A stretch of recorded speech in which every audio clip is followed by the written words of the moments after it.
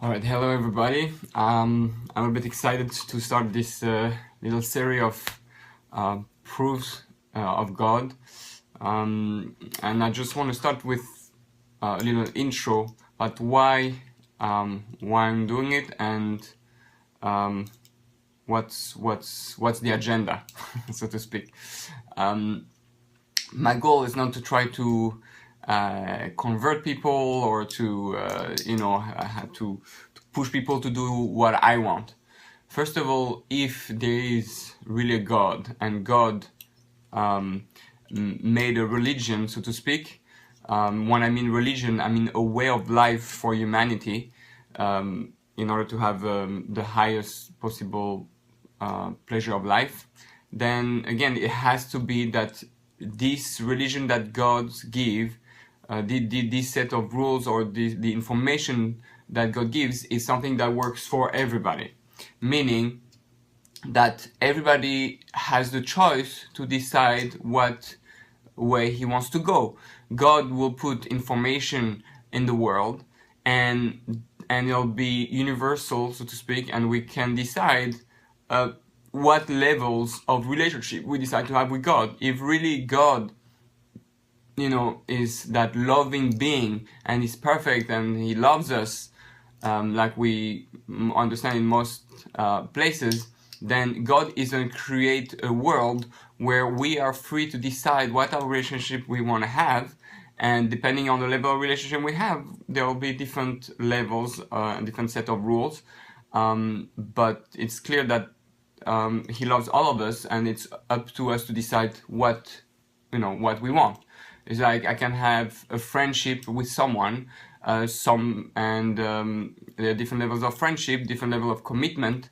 If I take the more responsibility I take in my friendship or like at a job, the more rules, so to speak, I'm gonna have to impose on myself, and therefore I have to be more careful, more stringent on myself. Same thing if I decide if I have a girlfriend, is different than if I get married. If I get married, there'll be much more responsibilities, much more commitment than just having a girlfriend.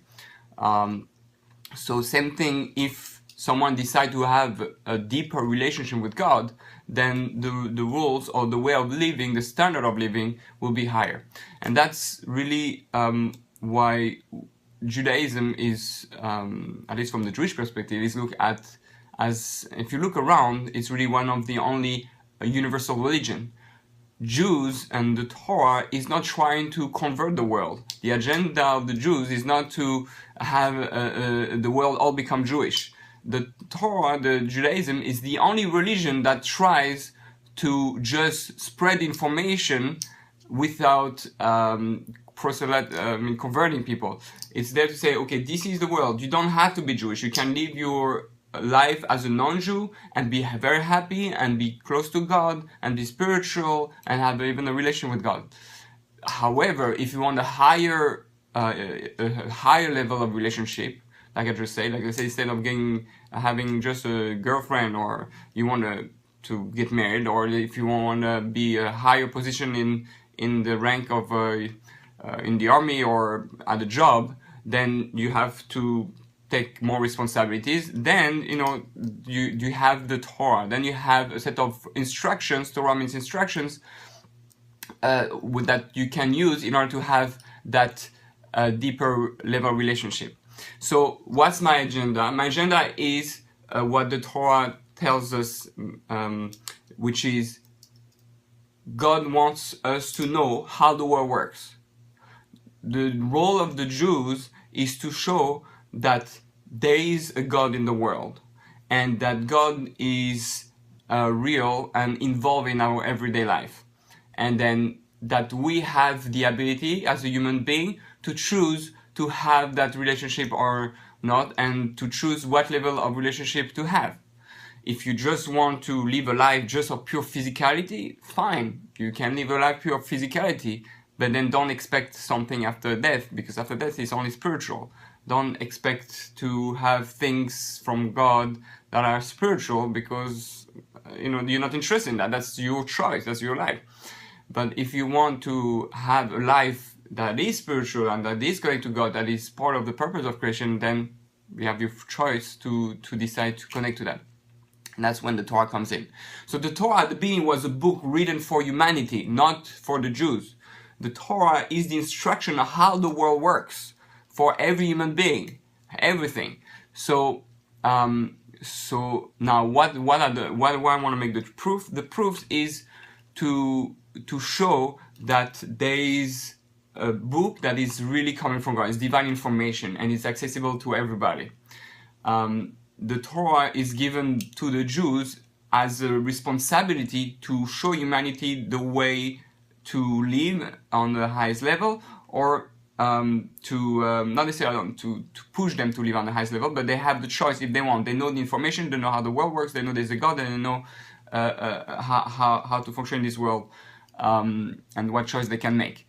So that's why it says in the Midrash that the Torah was given in the desert, because it's available to everybody. In the desert, anybody can go in the desert. It's available to everybody. Also, it says the Torah was given in 17 languages, or translated in 17 languages at the beginning, so that anybody could learn from it.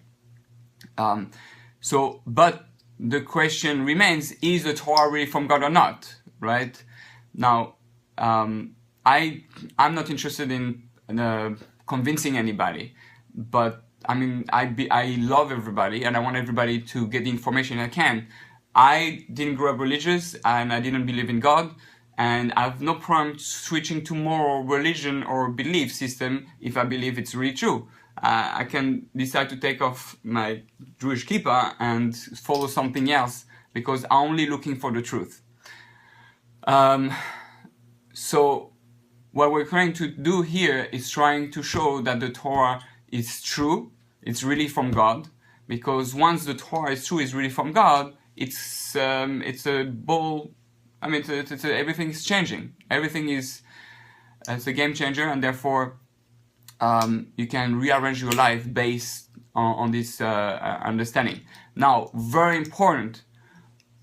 I'm not here to make you believe in something. I'm here to really convince you of something.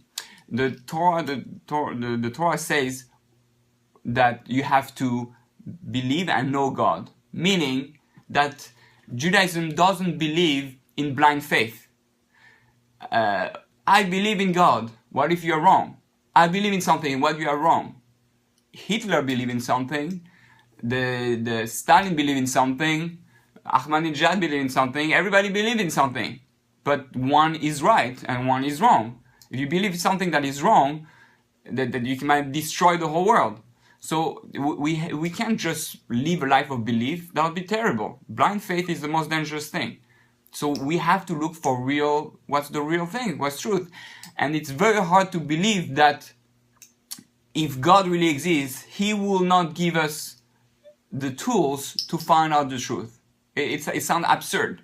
It's like I have a parent, I mean normal parents, a parent that is not gonna give the instructions or the proof that exists to their children. That's nonsense. So someone will build a computer and not let the instruction for people to use it. Then what's the point?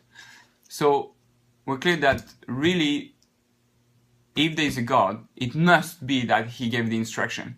And we don't want to live a life of doubt. This is torture. Live a life of doubt is torture. So we want to be 100% convinced, and we have our responsibility, every human being, to look, okay, where is the truth? And our whole life we should look for our truth until we're 100% convinced. So today, from my position, I'm 100% convinced that Torah is from God. But I'm not here to convince anybody. I'm here to put on the table what I think the truth is, what the proofs are, and then you should decide for yourself if you want to dig more into it and see if it's really true or not. And yeah, so we're gonna start that series, and I'm very excited and hope you'll find some valuable information for your life.